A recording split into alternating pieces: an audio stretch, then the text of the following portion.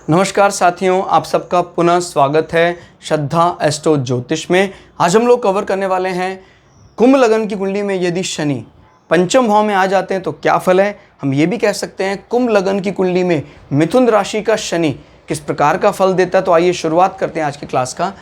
लग्न से गिनते एंटी क्लॉकवाइज तो आता है पंचम भाव, पांचवा भाव। शनि इस कुंडली के लिए बेहद महत्वपूर्ण ग्रह है क्योंकि शनि लग्नाधिपति हैं और लग्न से बड़ा इंपॉर्टेंट प्लैनेट कौन सा हो सकता है। अभी शनि पंचम भाव में बैठे हैं जो दूसरा मजबूत लक्ष्मी का त्रिकोण माना जाता है।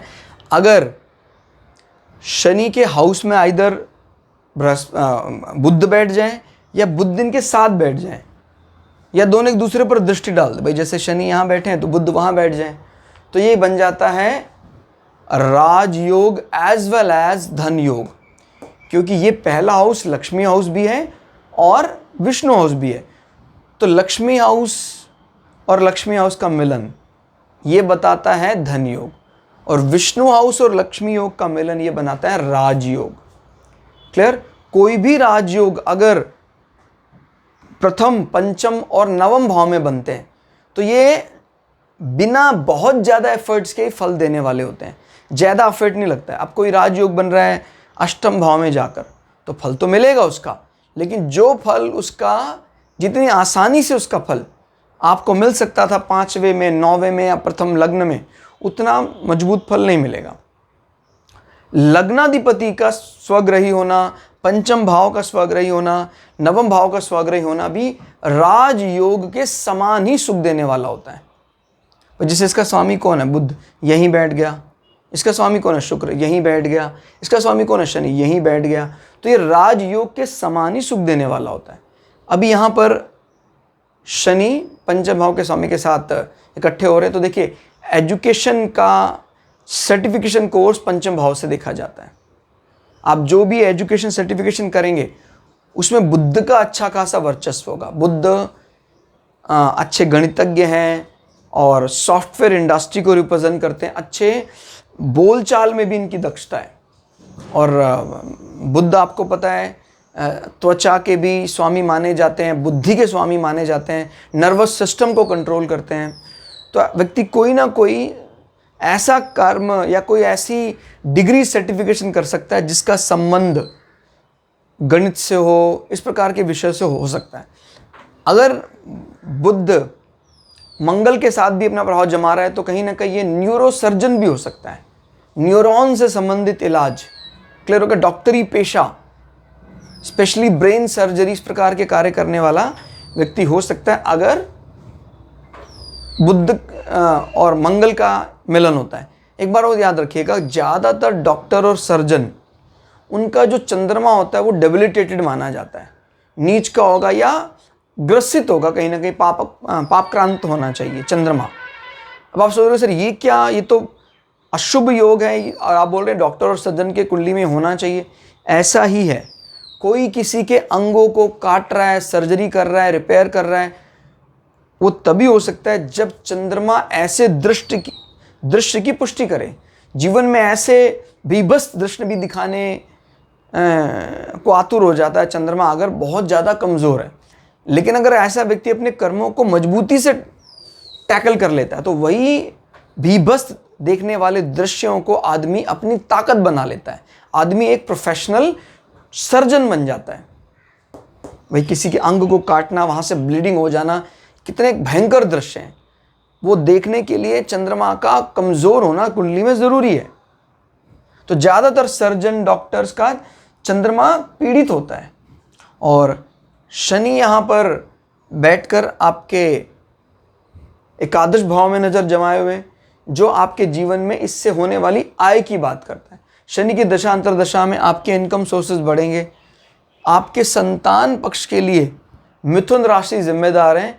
मिथुन राशि एक एग्रेसिव राशि मानी जाती है। बुध के दो फेज हैं, जो एक तो कन्या राशि और एक राजकुमार वाला मिथुन राशि। हालांकि इसको हम एग्रेसिव कहेंगे तो ज़्यादा ठीक नहीं होगा, मेल जेंडर कहना ठीक होगा। यस, गुड, याद रखिएगा, मेल जेंडर, नॉट एग्रेसिव। बुध तो इनफैक्ट एग्रेसिव है ही नहीं। मेल अगर कहें मिथुन राशि और कन्या राशि में मेल जेंडर किसका है? इसका है। नियमों में ज़्यादा कठोर कौन है? कन्या राशि। नियम पर चलना, एक ऐसी लड़की जो अपने कन्या धर्म का पालन करती है, अपनी वर्जिनिटी को नहीं खोए हुए, उस लड़की की बात कन्या राशि। मिथुन राशि में महिला और पुरुष का जोड़ा है। महिला के हाथ में वीणा और पुरुष के हाथ में गदा है। मिथुन शब्द बना मैथुन शब्द से। अब शनि को यहां बैठकर ये दो एजेंडे पूरे करवाने हैं। लग्न, आपका मन मस्तिष्क सोच सारी इसी में लगी रहेगी। पंचम भाव, आपके डिग्री सर्टिफिकेशन को बनाए रखने में आपको अच्छा खासा टाइम स्पेंड करना पड़ेगा। क्लियर? और 12वें भाव का स्वामी अपने से 5 होकर पंचम भाव में बैठे। यहाँ से गिनते 1 2 3 4 5 6, सॉरी 6 होकर, ये तो 7वां हो जाएगा, अपने से 6 होकर। तो 12वें भाव संबंधी जो भी ऋण हैं, यानी आपके छुपे हुए शत्रु 12वें भाव से देखे जाते हैं, उनके विषय में कोई ऋण, लोन, ऐसी कोई बात छठे भाव से देखी जाती है। तो क्योंकि शनि मजबूत अवस्था में, तो उस ऋण से आपको कोई कष्ट होने वाला नहीं। क्लियर हो गया? आपके शत्रु जीवन में ऋण लेंगे, लेकिन वो ऋण कहीं ना कहीं, भाई जैसे ऐसा हो जाता है कि भाई उन्होंने कहीं पैसा चुकाना था। क्लियर हो गया? तो आपने कहा कि भाई इसने मुझसे भी पैसे ले रखे हैं, तो किस प्रकार की बात कि जहाँ इसका पैसा अटक जाए तो वहाँ से आपको फ़ायदा होने की बात दिखाई देती है। क्लियर हो गया? और ये जब पंचम भाव में बैठा है, लक्ष्मी त्रिकोण दूसरे में, 12वें भाव का स्वामी, तो ये भी बात करता है कि कहीं ना कहीं दूरस्थ स्थान से होने वाले जीवन में फ़ायदे, स्पेशली रिलेटेड टू एजुकेशन। ऐसे लोग कहीं ना कहीं फॉरेन लैंग्वेज जीवन में सीखते हैं, जिससे उनको फ़ायदा होता है, क्योंकि ये स्वामी 11वें भाव में नज़र बनाए हुए हैं। शनि की 3 दृष्टियाँ हैं, 3, 7 और 10। तो वो देखते हैं 1 2 3। शनि की दृष्टि आपके मैरिटल अफेयर को कमज़ोर करता है, आपके जीवन में वैवाहिक सुख को कमज़ोर करता है। कहीं ना कहीं सूर्य बहुत ज़्यादा पीड़ित हो तो यूटेरस, गर्भाशय में दिक्कत हो सकती है, और एंडोस्पर्म डिस्ट्रॉय भी हो सकता है। क्लियर? और अब जैसे सूर्य इस हाउस के साथ संबंध बना लें, बुध यहाँ, तो सूर्य क्योंकि शनि के साथ तनातनी में है, तो ये फिर आपको लव मैरिज तो करवा सकता है, लेकिन ये लव मैरिज ज़्यादा सक्सेसफुल नहीं रहेगी, क्योंकि सूर्य यहाँ शनि के साथ पीड़ित है। विवाह तो करवा दिया उसने, लेकिन वैवाहिक सुख जीवन में ज़्यादा नहीं चला। 3, 7 ये ऑलरेडी हम बता चुके हैं। फिर 10, 7, 8, 9, 10, यहाँ बैठकर शनि आपके धन भाव को बढ़ाने का प्रयास कर रहा है, मटेरियल गेन को बढ़ाने का प्रयास कर रहा है, लेकिन संबंधियों के लिए ठीक नहीं है। एजुकेशन हाउस, 5th हाउस में बैठकर आपके कुटुंबी कहीं ना कहीं दूर हो सकते हैं आपकी पढ़ाई के तरीके से, आपके पैसा कमाने के तरीके से, क्योंकि ये सडन गेन की भी बात करता है। क्लियर हो गया? संतान होने के बाद कुटुंबियों को पास रखने के लिए बृहस्पति की मजबूती बेहद ज़रूरी है, नहीं तो कुटुंबी दूर चले जाएंगे। क्लियर?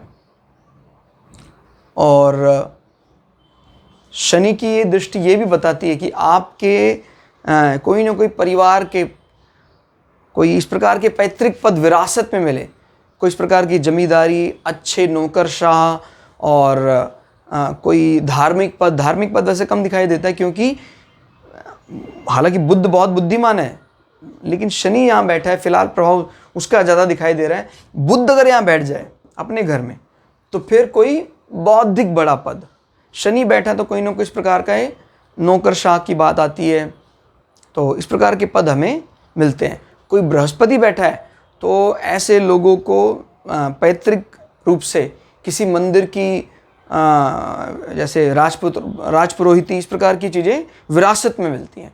विरासत में मिलने वाले आदर सम्मान को पंचम भाव से देखा जाता है। तो दोस्तों ये था शनि का पंचम भाव में फल। क्लास आपको कैसी लगी कमेंट करके ज़रूर बताइएगा। मिलते हैं अगली क्लास में, तब तक के लिए जय श्री भगु पराशरा, जय श्री शुक्राचार्य, नमस्कार।